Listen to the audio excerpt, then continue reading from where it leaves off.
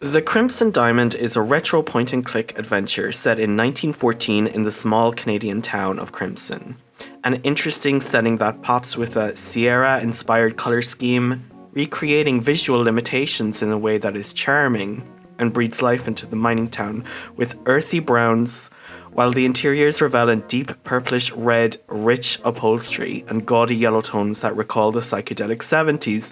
It's all part of the charm though. Here we are introduced to the geologist Nancy Maple as she investigates a mysterious diamond discovery in the town of Crimson. From clever mineralogy-based puzzles to a richly stylized visual and musical presentation, the Crimson Diamond captures the charm of 1980s adventure games while offering a distinctive, pragmatic style that keeps players engaged.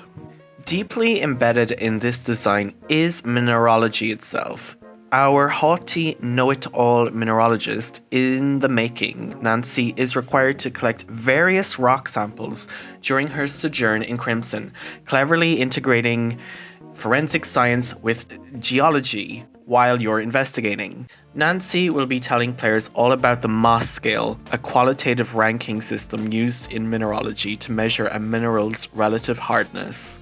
Through this, she can deduce the constitution and hardness of rock samples that may be relevant to her primary task of diamond hunting, or perhaps darker findings. You can deduce facts independently too. Some of your discoveries will be optional. Nancy can even fumble entire plot lines if you aren't meticulous.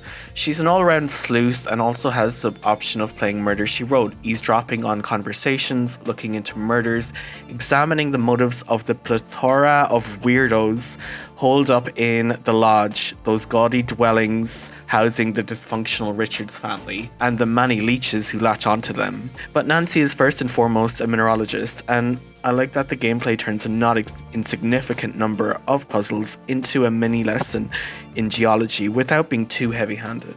Characters tend toward caricature though. The narrative is closer to a cozy mystery adventure than Agatha Christie-style gallery of grotesques.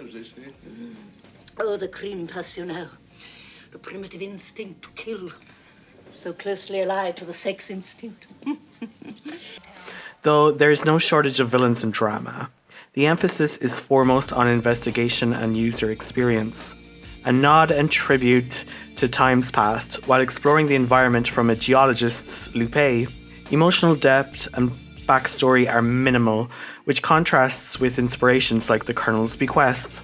That said, this is not necessarily a flaw. Design philosophy here clearly caters towards a retro-inspired experience focused on delivering crisp puzzles and evoking nostalgia. The simplified characters fit this vision, keeping the narrative clear and moving the gameplay briskly forward. You won't be bored nor put off by much weird moon logic, although there was a cookie jam puzzle that veered dangerously close. Text input is both a nostalgic feature and a source of occasional friction. The parser is intentionally limited, most notably the verb use is not supported. Definitely feels restrictive at first, but ultimately encourages more precise phrasing.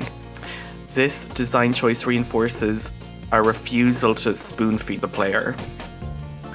Many puzzles can be brute forced by wandering about and experimenting with objects, but you're also expected to pay attention, remembering key clues, asking the right questions, and correctly identifying character motives becomes essential later on, especially during the climatic interview sequence, where your knowledge is quietly tested. Soundtrack is crafted in the style of classic 1980s tech, emulating the limitations and charm of the hardware of that era. Or maybe recreation is a better term, seeing as the music is built entirely around the iconic Roland MT32 sound module. Wooden-like piano attacks, warm pads, and punchy bass lines swell with the feel-good MT32's limited polyphony. A great decision, especially since composer Policar layered and sequenced these tracks with modern tools to make them lusher and sweeter. Pretty easy on the ear and worth a listen in and of themselves. Overall, the Crimson Diamond succeeds in merging classic point-and-click mechanics with thoughtful, science-informed puzzles, stylized visuals, and evocative music. Its charm lies not in complex character drama, but in the satisfying interplay of geological exploration, deduction, retro nostalgia, all coming together to create an experience that is both intellectually stimulating and delightfully playful.